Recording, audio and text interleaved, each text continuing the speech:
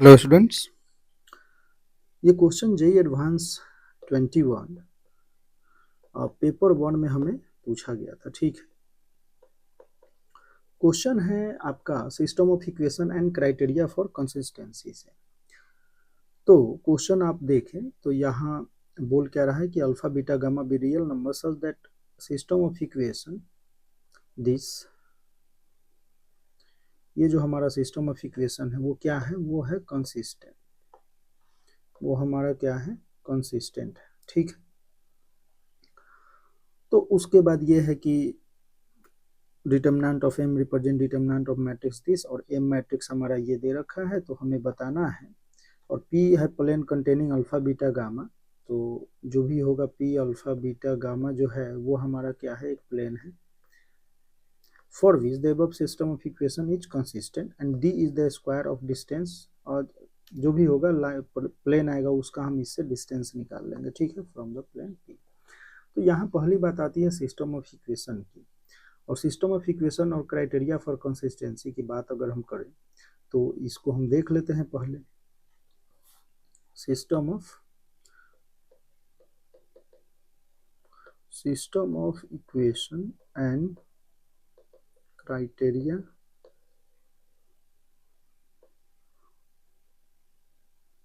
For consistency. ठीक है, इसमें अगर आप ये देखें कि अगर हम गॉस जॉर्डन मेथड से अगर चलते हैं और सिंपली हम ये ले लेते हैं कि a1x plus b1y plus c1z equal to d1, ये हमारा है Gauss Jordan.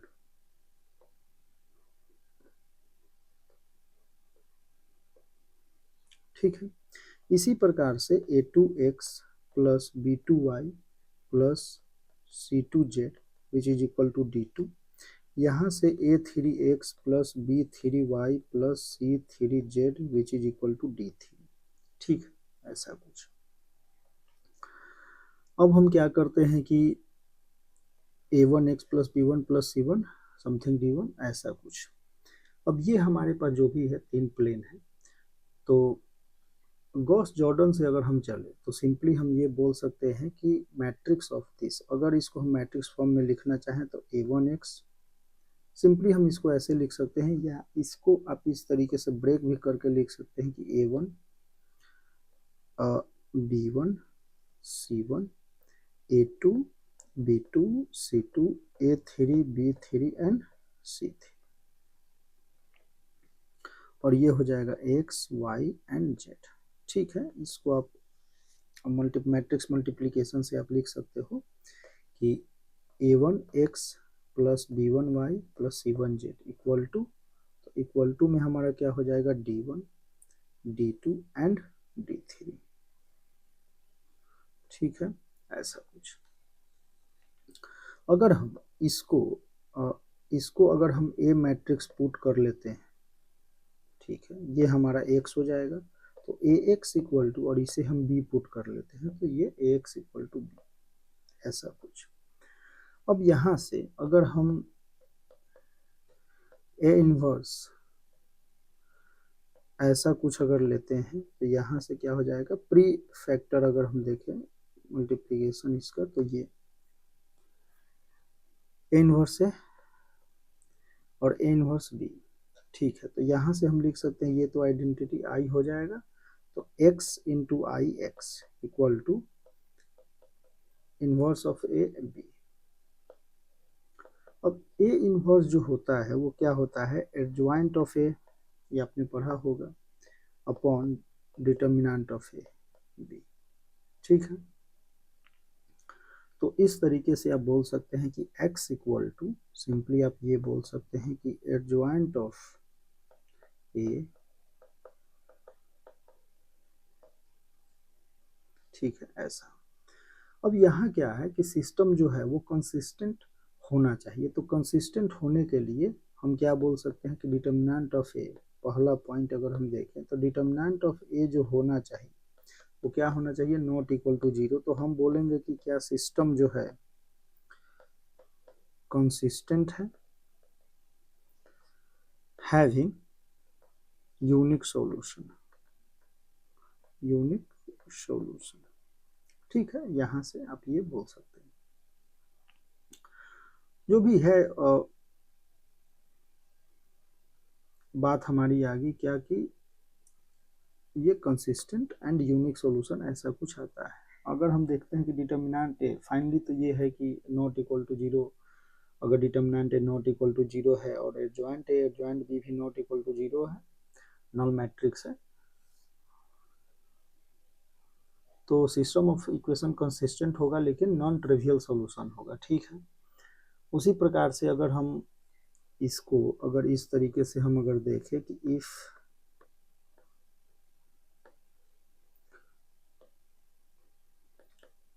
Not equal to zero, और ये भी हम बोले यहाँ पे साथ साथ कि adjoint of A and B upon, अगर ये तो नॉट इक्वल टू जीरो है तो अपॉन, और ये भी नॉट इक्वल टू जीरो है, ये जीरो नहीं है, ये है नल मैट्रिक्स, नल मैट्रिक्स। ठीक है, तो यहाँ से आप ये बोल सकते हैं कि सिस्टम जो होगा वो क्या होगा, कंसिस्टेंट होगा, हैविंग नॉन ट्रिवियल सॉल्यूशन। ठीक है, इसी प्रकार से अगर हम ऐसा कुछ ले ले कि determinant of A not equal to zero and adjoint of A B equal to null matrix, ये हमारा नल मैट्रिक्स है, ये ध्यान में रखना है। ठीक है, तो सिस्टम जो होगा अगर ये जीरो हो जाता है, ये जीरो अगर हो जाता है तो हम ये बोलेंगे क्या कि यहाँ से सिस्टम जो होगा वो क्या होगा, कंसिस्टेंट, कंसिस्टेंट होना है लेकिन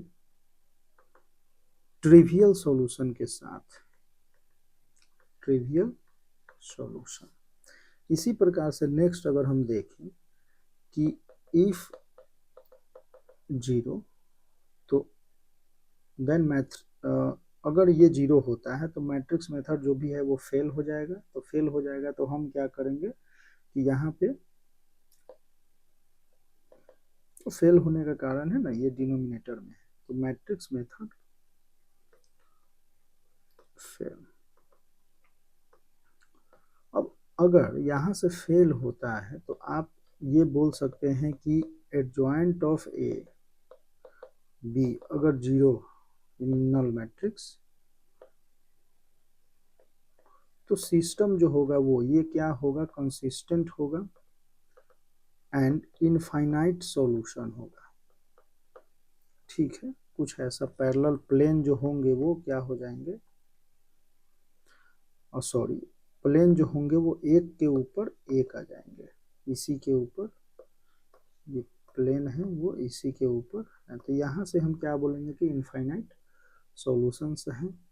सेकंड, इसी में अगर हम देखें कि adjoint of A B not equal to zero, तो यहाँ से हम ये क्या बोलेंगे कि इनकंसिस्टेंट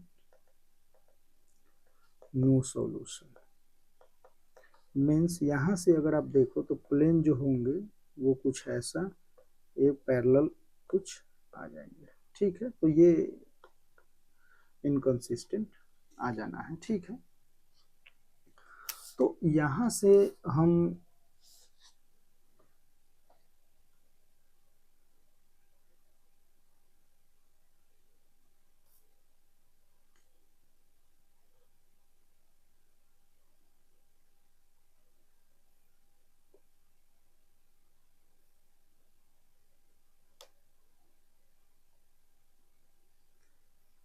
तो क्वेश्चन जो हमारा जो अब कहता है उसके अकॉर्डिंग चलते हैं।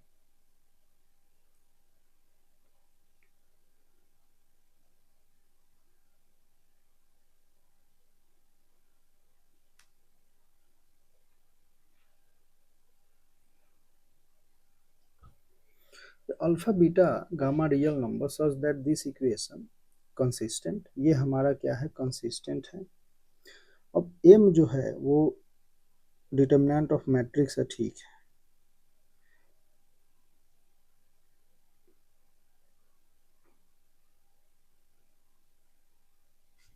Linear equation is consistent. तो यहाँ से आप ये बोल सकते हैं कि जो डिटर्मिनेंट ऑफ ए हम लेते हैं वो क्या है, हम इनफाइनाइट सॉल्यूशन मान लो कि, या इसको ऐसे भी हम चल सकते हैं कि मान लीजिए कि 3 प्लेन है, तो हम ये बोल सकते हैं कि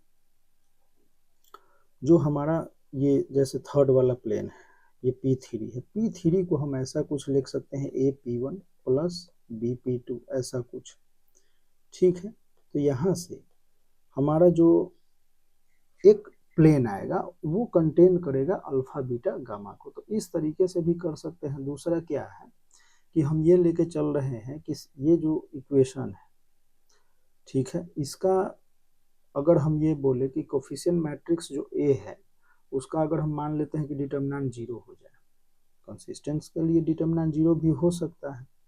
अगर ये मान लो कि 0 हो जाए, डिटर्मिनेंट 0 अगर होता है तो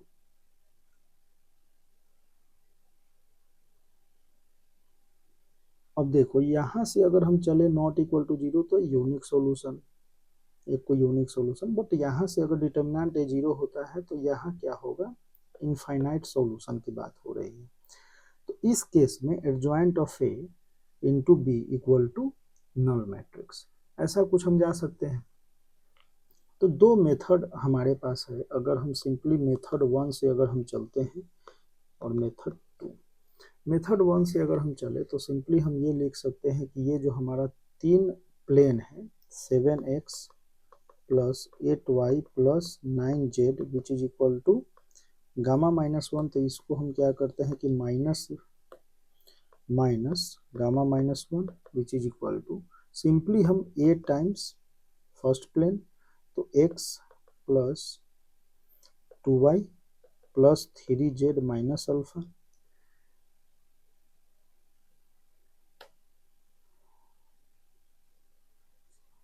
x एंड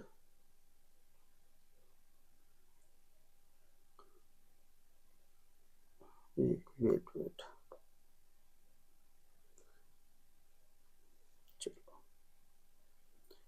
हाँ हम ऐसा कुछ ले लेते हैं कि a into 4x plus 5y plus 6z minus beta and plus b x plus 2y plus 3z minus alpha, ऐसा कुछ।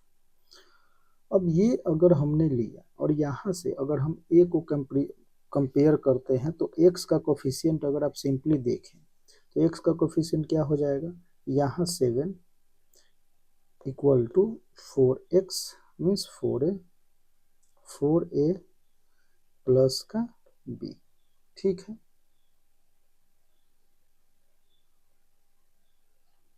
ऐसा कुछ बोल सकते हैं। इसी तरीके से y का कोफिशिएंट अगर देखें तो इधर 8 हो जाएगा और इधर कितना हो जाएगा 5a प्लस 2b, ठीक है। एंड z का कोफिशिएंट अगर आप देखते हैं तो यहाँ से हो जाएगा 9 इक्वल टू 6a प्लस का 3, ठीक।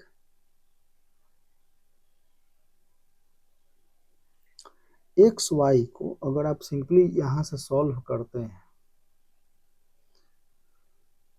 तो एक्स वाई हमारा कितना हो जाएगा, अगर हम इसको 2 से मल्टीप्लाई करके माइनस कर लेते हैं तो 14, तो ये हो जाएगा 6, तो हमारा इधर 6 और इधर हो जाएगा 3, तो ए हम तो ये 2 निकाल सकते हैं, ठीक है। ए 2 हो जाएगा तो 4 2 जा 8, बी हमारा क्या हो जाएगा -1, ठीक है। और इसको अगर हम देखें तो जेड वाले में सेटिस्फाई करता है, कोई प्रॉब्लम नहीं। अब अगर हम कांस्टेंट टर्म अगर हम देखते हैं तो कांस्टेंट टर्म हमारा क्या है, तो माइनस का गामा -1 ऐसा कुछ है इधर। इधर अगर हम देखें तो क्या है, माइनस का 6 बीटा ए प्लस का सॉरी माइनस का बीटा और बी अल्फा, ऐसा कुछ। तो 6 हमने कहाँ से लाया, एक ही second, beta A minus beta alpha, ऐसा कुछ। अब अगर हम ए बी को अगर पुट कर दे तो यहाँ -2 बीटा माइनस बी है तो ये प्लस हो जाएगा क्या, अल्फा, ऐसा कुछ। अब देखो गामा -1, तो इनको अगर हम एक साथ अगर ले लेते हैं तो ये क्या हो जाएगा, इनको लाते हैं हम इधर, या चलो राइट हैंड साइड, तो अल्फा -2 बीटा प्लस गामा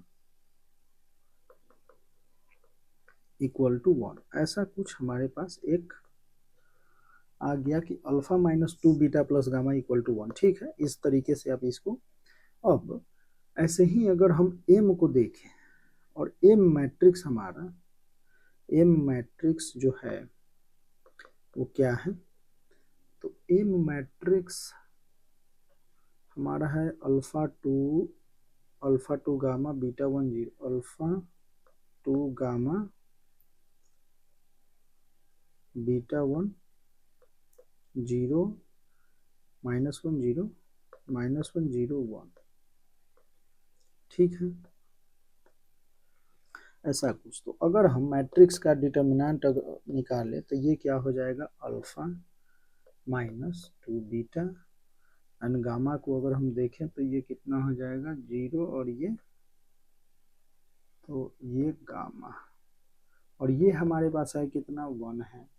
तो हम सिंपली ये बोल सकते हैं कि कोई प्लेन है हमारे पास, वो क्या है, x, कुछ ऐसा है format, x -2y and plus Z equal to 1, ऐसा कुछ है, ठीक है। तो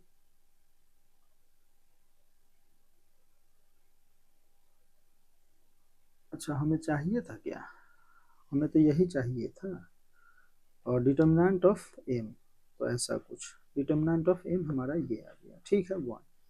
अब प्लेन तो हमारा ये है। अब प्लेन जब, क्योंकि अल्फा प्लेन जो है ना वो पी अल्फा बीटा गामा जो होगा वो क्या है, हमारा क्या है, प्लेन पे कंटेन कर रहा है, तो इस तरीके से ये जो आया उसको हमने एक्स वाई जेड में हमने लिख लिया। अब अगर हम डी की बात करते हैं तो डी हमारा डिस्टेंस वो क्या हो जाएगा, x -2y plus Z -1 equal to 0, plane से डिस्टेंस अगर हम लेते हैं तो distance simply d equal to अगर हम लिखे, और पॉइंट कौन सा है, तो मान लो कि एक प्लेन हमने ये ले लिया जो ये है, और p पॉइंट है 0 1 एंड 0, ये पॉइंट कोई है मान लेते हैं, इससे हमें ये डिस्टेंस चाहिए, यहाँ ये हमारा d है, तो डिस्टेंस इक्वल टू, तो इस प्लेन पे हम पॉइंट पुट करते, ये हमारा x -2y plus Z -1 equal to 0 plane हो जाएगा। तो यहाँ से हम अगर पुट करते हैं तो ये कितना आ जाएगा, 1 -2 and -1 upon 1 plus 2 square 4 plus 1, ठीक है, ऐसा कुछ। तो ये हो जाएगा -3, अगर इसका वो ले लेते हैं तो ये हो जाएगा -3 मीन्स +3 3/√6, ठीक है। तो डी स्क्वायर इक्वल टू हम सिंपली क्या से लिख सकते हैं कि 9/6 which is equal to 3/2 which is equal to 1.5, ऐसे आप बता सकते हैं। एक ये मेथड है जो हम इस क्वेश्चन को इस तरीके से कर सकते हैं। अगर सिंपली हम सेकंड मेथड अगर चलते हैं, जो matrix and criteria for consistency की बात अगर करें, और वहाँ से अगर हम चलते हैं तो क्वेश्चन हम कुछ ऐसे हम सॉल्व कर सकते थे कि यहाँ मैट्रिक्स जो है ए, मैट्रिक्स ए है, हमने क्या लिया, 0। अगर हमने ये 0 लिया तो इसके अकॉर्डिंग हम यहाँ से हमने देखा था कि adjoint of A into B equal to 0, तो ए मैट्रिक्स हमारा है क्या, तो हम लिख सकते हैं 1 2 3 4 5 6 7 8 9, ऐसा कुछ, ठीक है। चलिए, और बी मैट्रिक्स अगर हम बात करें तो ये हमारा है alpha beta and gamma minus 1, ये भी है। अब एडजॉइंट ऑफ, अगर हम ए देखें, एडजॉइंट ऑफ ए अगर हम देखते हैं तो ये क्या हो जाएगा, तो एडजॉइंट ऑफ ए, तो 1 के लिए एडजॉइंट ये हो जाएगा 9 5 45 माइनस ये माइनस का 3, ठीक है।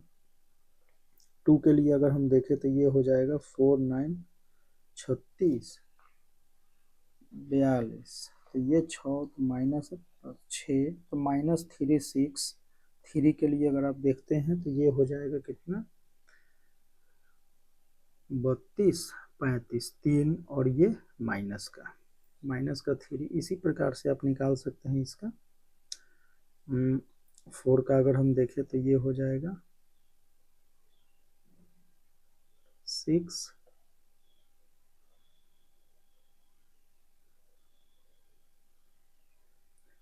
एंड माइनस 12, एंड फिर से 6 के लिए अगर देखें तो 8 4, तो ये 6, ठीक है। 7 के लिए देखते हैं तो ये हो जाएगा माइनस 3, यहाँ से 8 के लिए अगर देखें तो ये हो जाएगा 6 6। साइन कन्वेंशन आपको ध्यान में रखना होगा। 9 के अकॉर्डिंग अगर देखते हैं 5 माइनस 8, तो ये हो जाएगा माइनस 3, ठीक है। ऐसा कुछ एक बार आप साइन चेक कर लेना आप, ये हो जाएगा हमारा माइनस का 3, ठीक है। तो एडजॉइंट ऑफ ए हमें चाहिए क्या, एडजॉइंट ऑफ ए बी, तो यहाँ से हम ये देख सकते हैं कि minus 3 6 minus 3 6 minus 12 6 minus 3 6 minus 3, और ये alpha beta and gamma minus 1 null matrix है, तो 0 0 0 ऐसा कुछ आप ले सकते हैं, ठीक है। तो यहाँ से अगर सिंपली आप देखें तो माइनस का 3 अल्फा प्लस का 6 बीटा एंड माइनस का 3 gamma minus 1 which is equal to 0, यहाँ से आप ये निकाल सकते हैं। तो 3 से अगर हम माइनस 3 से अगर डिवाइड कर दे तो alpha minus 2 beta plus gamma minus 1 which is equal to 0, ये हमने डायरेक्ट। और एम जो आप सॉल्व कर रहे हैं ये तो आपका यहाँ से एक आ गया। अब यहीं अगर आप सिंपली ये देखें कि मैट्रिक्स एम जो है ये हमने जब सॉल्व किया था, यहाँ से अब निकाल लेते हैं, तो ये आया क्या था, alpha minus 2 beta plus gamma, और ये हमने निकाला ये क्या है, इधर 1 ले जाओ तो ये 1, तो मैट्रिक्स जो है एम का तो 1 आ गया।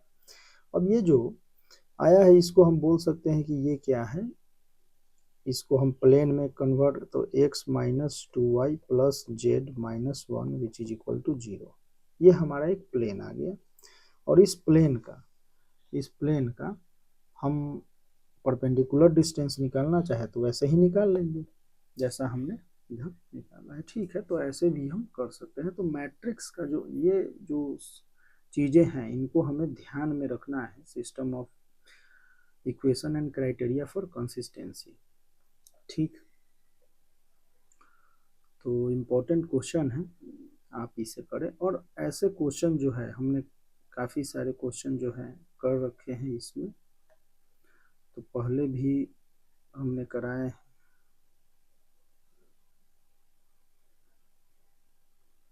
और भी होगा सिस्टम ऑफ इक्वेशन। चलो इसमें तो ये होगा, डिटरमिनेंट में भी होगा सिस्टम ऑफ इक्वेशन के क्वेश्चन।